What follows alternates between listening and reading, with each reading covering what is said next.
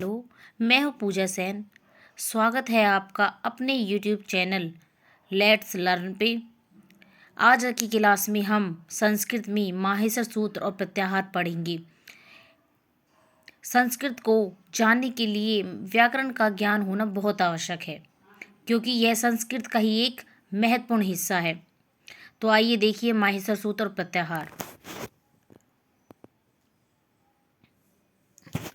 नृतावसाने नटराज राजो ननाद ढक्काम नव पंचवारम उद्धर्तु कामे सनक आदि सिद्धान ऐतर दिमर्शे शिव सूत्र जालम। तो इसका अर्थ क्या है? नटराज राज भगवान शिव ने नृत्य के अवसान में सनक आदि सिद्धों के उद्धार की कामना से 14 बार डमरू बजाया, जिससे 14 सूत्रों की उत्पत्ति हुई। जो भगवान शिव है उन्होंने अपने डमरू को 14 बार बजाया, जिससे 14 तरह के सूत्रों की उत्पत्ति हो गई। भगवान माहेश्वर के डमरू से उत्पन्न होने के कारण इन्हें माहेश्वर सूत्र कहा जाता है। क्या कहा जाता है? माहेश्वर सूत्र कहा जाता है।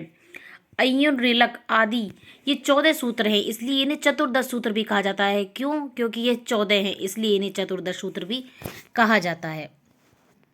इन्हीं सूत्रों से प्रत्याहार बनाए जाते हैं। इन्हीं सूत्रों से प्रत्याहार बनाए जाते हैं। इन्हें मैं आगे बताऊंगी आपको कि प्रत्याहार कैसे बनाए जाते हैं।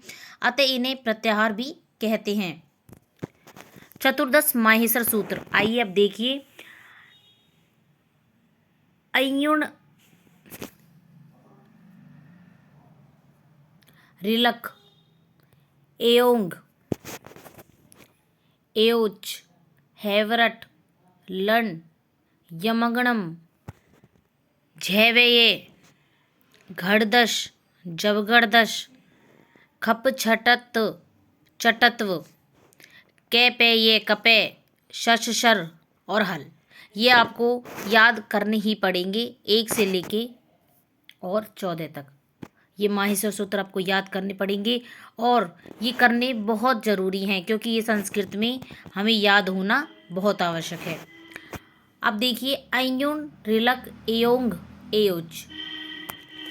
स्वरों की संख्या संस्कृत व्याकरण शास्त्र में स्वरों की संख्या 9 मानी गई है। संस्कृत व्याकरण शास्त्र में स्वरों की संख्या 9 मानी गई है। मैं आपको दिखा देती हूँ एक बार।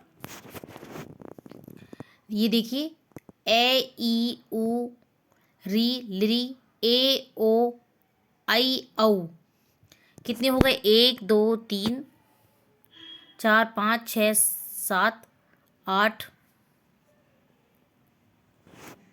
और 9। ये हो गई स्वरों की संख्या 9। जैसे ए ई उ री लिरी ए ओ आई औ। ये सभी स्वर अच प्रत्याहार के अंतर्गत परिगणित हैं, इसलिए स्वरों को अच भी कहा जाता है। अब आप कहोगे कि अच कैसे हुआ, तो मैं आपको अच भी दिखा देती हूँ। देखो, ए से लेकर और च, दोबारा दिखा देती हूँ, ए से लेकर और च। तो इसको इनके बीच के स्वरों को अच कहा जाता है।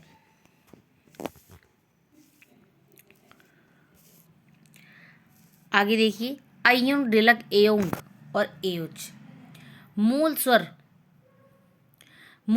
5 हैं। कौन कौन से? ए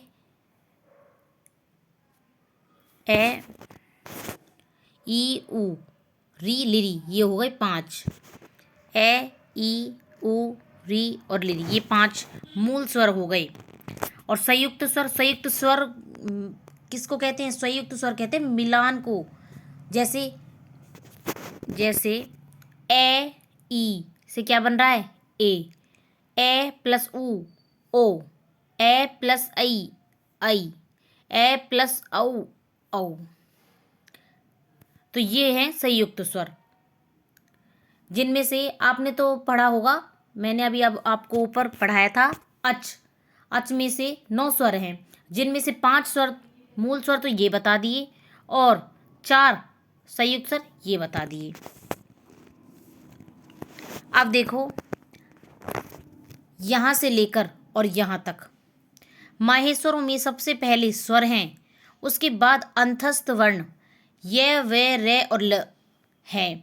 उसके बाद वर्गों के पंचम वर्ण, फिर चतुर्थ वर्ण, तदंतर तृतीय वर्ण, फिर द्वितीय वर्ण, तब प्रथम वर्ण, सबसे अंत में श श श ह। ये 4 ऊष्म वर्ण गिने गए हैं।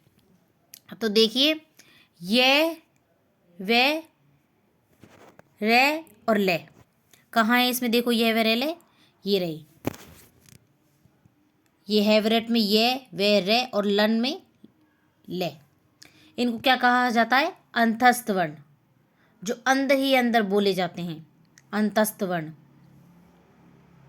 आगे उसके बाद वर्गों के पंचम वर्ण, वर्गों के पंचम वर्ण, ये पंचम वर्ण है, या म ण न और मा, ये पंचम वर्ण है। आगे उसके बाद क्या कह रहे हैं, चतुर्थ वर्ण, झे भे ये घे ढे धे शे, चतुर्थ वर्ण है। ठीक है। आगे तृतीय वर्ण, जे बे गे डे गे डे धे श, द्वितीय वर्ण ख फ छ, ये द्वितीय वर्ण हो गए। और सबसे अंत में कौन से हैं, प्रथम वर्ण, ये प्रथम वर्ण हुआ, द्वितीय वर्ण के बाद प्रथम वर्ण है, जैसे के पे, ये रे प्रथम वर्ण, चे टे ते वे के। ठीक है। और अंत में क्या है, शे शे शे है, जिन्हें ऊष्म वर्ण भी कहा जाता है। जैसे मैंने आपको ऊपर बताया था कि ये वे रे ले को अंतस्थ वर्ण बोला जाता है, तो ऐसे ही श श श इसको क्या बोला जाता है, ऊष्म वर्ण बोला जाता है। आगे देखिए, माहेश्वर सूत्रों के 5वें सूत्र है वेरट, है ये वेरेट में है वर्ण गिना गया है, तथा 14वें सूत्र में भी हल में भी है वर्ण गिना गया है। देख सकते हैं आप, हल और इसमें भी हल, यानी है और लास्ट में भी है। तो ये 2 बार गिना जाता है। अगर एग्जाम में आ जाता है कि माहेश्वर सूत्रों में हा कितनी बार आया है या कौन सा वर्ण कितनी बार आया है, तो आप बता सकते हो कि हा वर्ण 2 बार गिना गया है, अतः हकार की 2 बार गणना की गई है। प्रत्याहार संज्ञा, प्रति प्लस आंग उपसर्ग, है प्लस घे, प्रत्याहार। प्रत्याहार शब्द का अर्थ है संक्षेपीकरण, यानी एक तरह से संक्षेपीकरण होता है कि छोटा, संक्षेप यानी छोटा, संक्षेप में लिख देना बात को। जिस बात को हम बहुत लंबा और बड़ा लिख सकते हैं, उस बात को हम संक्षेपीकरण यानी छोटा कर सकते हैं। इसे इसलिए प्रत्याहार बनाए गए हैं। जैसे आपने देखा था कि ए ई उ री ली इसको अच बोला गया था, तो इन सब को क्या बोला गया है, इन सबको अच बोला गया है। तो संक्षेपीकरण हो गया, छोटा हो गया, अच में ही सारे स्वरों को बता दिया, इसलिए इनको संक्षेपीकरण कहा जाता है और संक्षेपीकरण के लिए प्रत्याहार बनाए गए हैं। प्रत्याह्यन्ते संक्षिप्यन्ते वर्णाः यत्र से प्रत्याहारे, जिनकी सहायता से कम शब्दों में अधिकतम बात कही जा सके। मैंने आपको बताया था ऊपर कि जितने शब्दों में कम से कम यानी संक्षेपीकरण करना, उस बात को छोटा 2 शब्दों में कह देना, बड़ी बात को हम 2 शब्दों में कह देंगे। जैसे मैं आपको एक उदाहरण देती हूँ, कक्षा 7 है, अब कक्षा 7 में बहुत सारे छात्र बैठे हैं, तो उसमें मैंने बोला राम इधर आ जाओ, श्याम इधर आ जाओ, सीता इधर आ जाओ और विमल इधर आ जाओ, या फिर मैं ऐसे कह दूं कि कक्षा 7 इधर आ जाओ, तो सबके नाम ना लेने से अच्छा मैंने कक्षा 7 बोल दिया, तो इसका मतलब हो गया संक्षेपीकरण। आशा है मुझे आपको समझ आ गया होगा। प्रत्याहार बनाने में इत्संज्ञक वर्णों का प्रयोग किया जाता है, लेकिन प्रत्याहार के अंतर्गत वर्णों की गिनती में इत्संज्ञक वर्णों को नहीं गिना जाता। दोबारा सुनिए, प्रत्याहार बनाने में इत्संज्ञक वर्णों का प्रयोग किया जाता है, लेकिन प्रत्याहार के अंतर्गत वर्णों की गिनती में इत्संज्ञक वर्णों को नहीं गिना जाता है। इत्संज्ञक वर्ण क्या हो जाता है, जो लास्ट में हल वाले हलंत वाले वर्ण हैं, तो उनको गिना नहीं जाएगा। जैसे ऐसे लेकर चै तक के वर्ण हैं, तो जो लास्ट में हलंत लग रहा है, हलंत ऐसे लगता है, हलंत वाले वर्णों को नहीं गिना जाएगा। जैसे अच प्रत्याहार में अयुण ण, रेलक में क, एओंग में अंगा, एओच में च, इन चारों सूत्र से बना है। यहाँ अयुण के ए से लेकर एओच के च, ये चार बीच आने वाले सभी वर्ण अच प्रत्याहार में गिने जाएंगे, किंतु ण, क, च और ण ये चार इत्संज्ञक वर्ण अच प्रत्याहार में नहीं गिने जाएंगे, यानी हल वाले वर्ण नहीं गिने जाएंगे। अतः अच के अंतर्गत ए, ई, उ, री, ली, ए, ओ, आई, औ ये 9 वर्ण आते हैं जिसमें इत्संज्ञक वर्ण नहीं गिने गए हैं। ठीक है।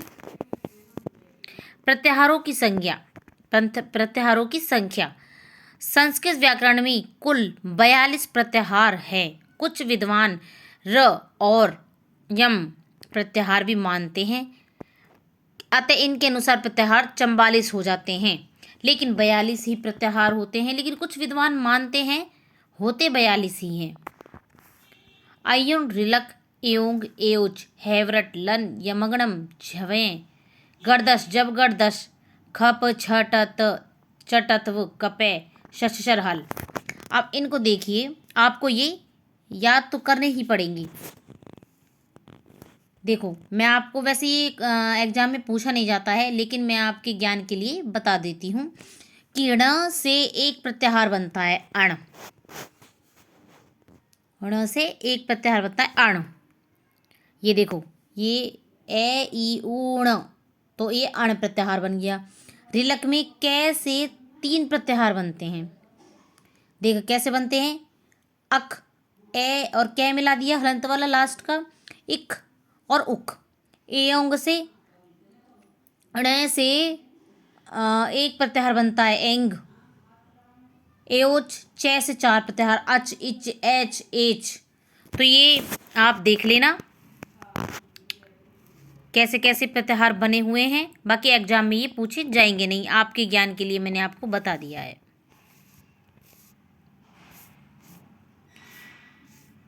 आशा है आपको ये वीडियो अच्छी लगी होगी। धन्यवाद।